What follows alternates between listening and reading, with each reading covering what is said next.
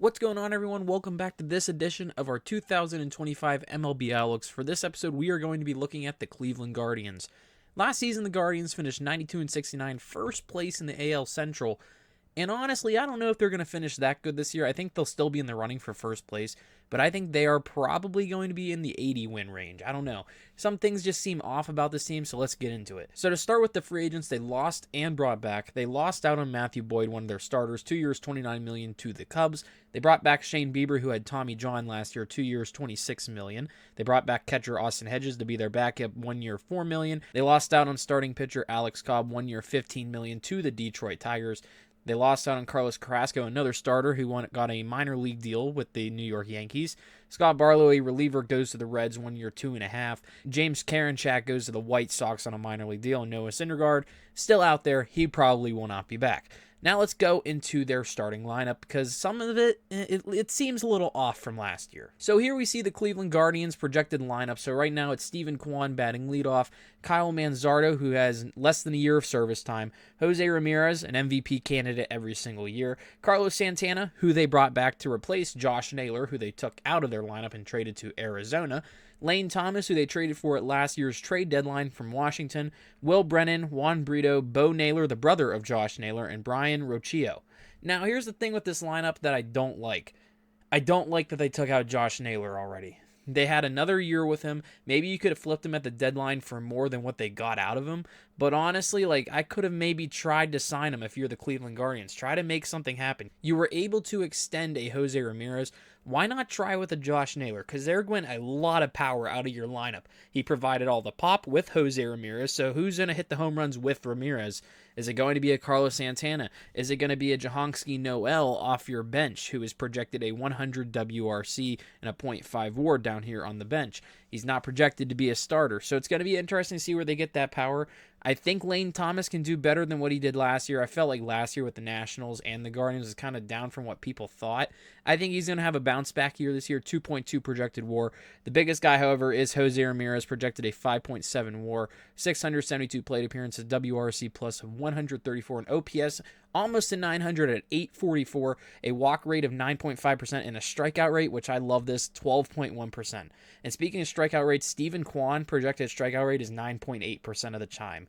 This guy is very disciplined at the plate. Steven Kwan also projected a 4 WAR. Steven Kwan is a very underrated player. I don't think he gets as much respect as he is deserved. He is a hitting machine, and he is going to be decent at the top of that Cleveland lineup. For Cleveland to succeed, however, they're going to need a lot of run support out of the top of the order because I do not trust the bottom, however. I don't really trust a Will Brennan, a Juan Brito, a Bo Naylor, and a Brian Rocchio just yet.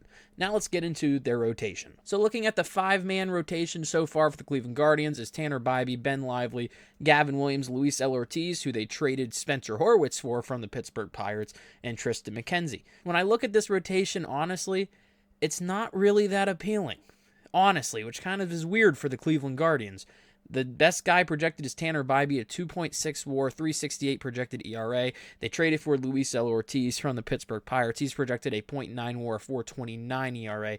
The other guy below a 4 will be Gavin Williams. He's projected a 1.6 WAR, 3.99 ERA. Now, when we go down here to their injured list, however, they did just sign John Means and they re-signed Shane Bieber. Both those guys coming off of Tommy John, so they're more than likely going to miss a portion of this season. More than likely, Shane Bieber coming back before him since he had his surgery on April 12th of last year. John Means from the Orioles having his on June 3rd of last year. So both those guys, add them to your rotation. I think it will be a lot better. It would probably kick out your Tristan McKenzie's and probably Luis Ortiz or Ben Lively. More than likely Ben Lively since he's projected the least WAR out of those guys. And they did also trade for Ortiz. But as a Pirates fan, I'll say this. Luis Ortiz was really stellar out of the bullpen. They used him in a starting pitching and bullpen role. So I'm kind of curious if Cleveland's going to do that as well. So speaking of their bullpen, let's take a look at it really briefly. The number one guy, Emmanuel Clase, projected a 2.63 ERA, 1.6 WAR, 34 saves. He's going to be very good. 9 strikeouts per 9 as a closer. Very decent. Cade Smith was a Rookie of the Year candidate out of the bullpen, which is awesome. Projected 3.02 ERA, also 2 saves, so he could be another closer candidate when Emmanuel Clase needs a break. 1 point WAR for projected WAR. Hunter Gaddis, Paul Sewald, who they signed as a free agent back in January. Tim Herron, Andrew Walters, Eric Sabrowski, and Jacob Junis, who they signed from the Reds this past month. So when I look at this bullpen, Also, it's kind of like the Reds one we just went through. Not really that appealing. The top two guys are the back end of the pen. Emmanuel Clase and Cade Smith. Other than that, the guys before them, I'm not really intrigued by, and I think they're going to be hoping that their rotation, that is going to be able to propel them forwards. So I want to also cover one thing before we go, and it's going to be Travis Bazzana. So here we see here before we go is Travis Bazzana's projections, and right now you just look at his 2025 preseason. He ranks second in the organization, 36th overall rank on Fangraphs. His ETA to the MLB is this season. He was drafted number 1 overall last year by Cleveland. He had the $8.95 million signing bonus out of Oregon State. They give him a field of 30 out of 40, speed 60-60, raw power 50-55, game power 35-55, hit 35-55. Travis Bazzana has a lot of pop, and he has a lot of speed. I think he's going to be a very decent second baseman for the Cleveland Guardians for years to come. The fielding kind of scares me, even though it's 30-40. I mean, he's definitely a power guy over fielding, in my honest opinion. So I'm very curious to see how fast he gets out of single A. He'll probably start in double A, more than likely, maybe in triple A if they're really aggressive with him.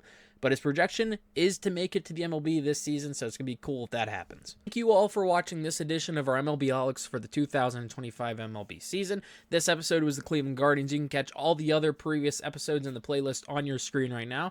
Make sure to subscribe to the channel. We're on our way to 300 subscribers. We're trying to hit that by opening day. Help us get there. Also, like the video and comment your thoughts about the Cleveland Guardians for 2025 down below. Have a good one.